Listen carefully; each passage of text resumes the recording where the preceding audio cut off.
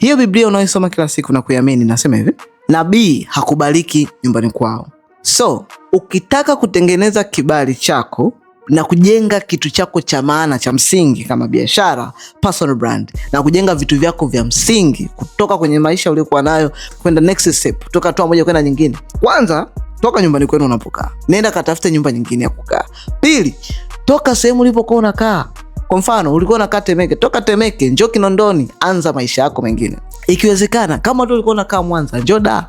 Ukiendelea kukaa na watu wale wale ambao wamekuzoea, hakuna hata siku moja watakaoweza kuappreciate kitu kilichoko ndani yako, wala kukuonyesha ni kwa namna gani wewe unajenga kitu cha msingi na cha maana, hata kuappreciate hata kama unawafanyia wao. Watu wa nyumbani kwenu, watu wa nyumbani kwako, watu wa sehemu mlipokulia, watu ambao ulikuwa nao, ni ngumu sana kuweza kuappreciate namna gani umekuwa mtu bora sasa hivi. Wataendelea kukukumbusha ni kwa namna gani ulikuwa ni yule mwizi, ulikuwa ni unalala, ulikuwa ni mtu ujanja janja. Hawawezi kabisa kuappreciate fully nini unachokifanya. Trust me. Na hii sio tu kuhama sehemu. Kwa mfano, kuna kundi la watu ulisoma nao primary, kuna kundi la watu ulisoma nao secondary, kuna kundi la watu ulisoma nao high school, kuna kundi la watu ulisoma nao chuo kikuu.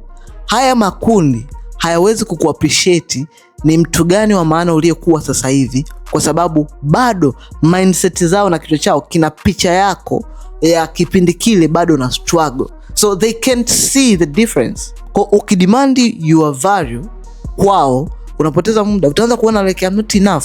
But in reality, ukitoka kwao ukamea sehemu nyingine ya watu wapya, mji mpya, mazingira mapya, kwanza itakusaidia wewe kusahau mazingira yale yote yenye trauma na vitu vilivyokuwa unapitia, itakusaidia kusahau.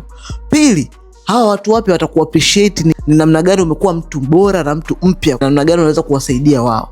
Hii ndio namna pekee ya kuweza kuboost maisha yako kutoka kwenye sehemu ulipokuwa kwenda sehemu mpya. Hakuna mtu anamappreciate mtu ambaye amemzoea. So leave them, achana nao.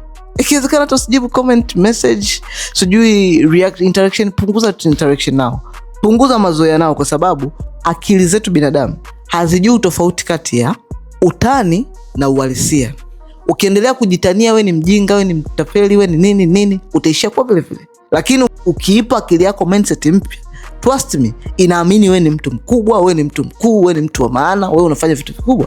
Hii ni kitu ambacho nakuta kila mtu. Mimi mwenyewe hapa last week nimeongea na mtu ambaye nilikutana naye chuo kikuu. Chuo kikuu tulikuwa tuna organization moja ambayo tulikuwa tunaandaa matamasha, event manini. Mtu nilikutana naye ni mtu ambaye alikuwa kwenye hiyo organization, na alikuwa ni mtu ambaye nilikuwa nafanya naye utani mwingi sana. The minute amekutana na mimi baada ya muda mrefu, lugha anayoitumia kwangu ni lugha ambayo tulikuwa tunaitumia zaidi ya miaka 3-4 nyuma. The way anavyo treat achievement zangu ambazo nimeziachieve mpaka sasa hivi, anaona ni kama vile ni drama zile tulizokuwa tunazifanya miaka 6 iliyopita. Kwa mfano, ananiambia like, oh, nimeona kazi zako kwenye media, magazeti, sio manini. Lakini the way anavyo present kwangu ni kana kwamba the old days tulichokuwa tunakifanya. Impact tulikuwa tunaifanya ilikuwa ni ya chuo. Sasa hivi tunafanya impact ya taifa. Then lugha anaitumia lugha ambayo tulikuwa tunaiongea miaka 6 iliyopita. Na anahisi kama vile kuna namna ambayo nimefanya, maybe nimelipa au nimefanya kitu fulani ambacho ili vitu viende viral au vitu fulani.